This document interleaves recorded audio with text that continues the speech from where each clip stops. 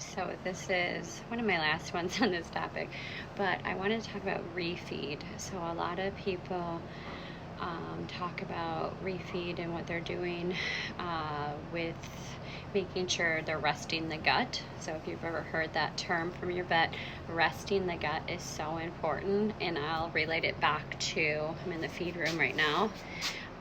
When I had my ileus, so basically my slow intestine stopped working. It's a surgical complication, not fun. Yep, so it's a surgical complication after surgery.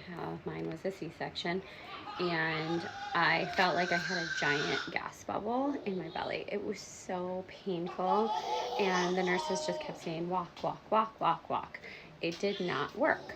So the same thing happens basically with horses. My husband's staring at me as I'm videoing this real life. So the same thing happens when horses colic to some degree. So can look a little different for every case. But the same thing happened to me where I had to physically rest my gut.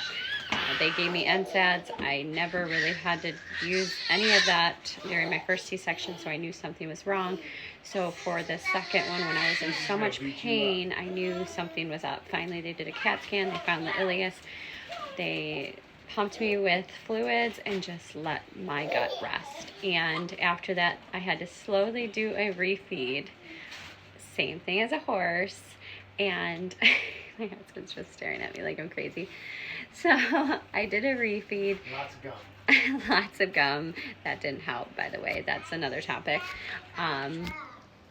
But my first thing I ate was just broth, and I was scared to death I was going to vomit it up, because what happened is I just kept vomiting.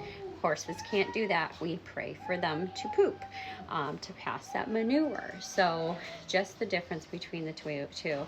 The same thing goes for horses. When we're trying to refeed them, it's slow. So what I did, and this was with vet guidance, I did every 2 hours, 5 to 10 minutes on grass.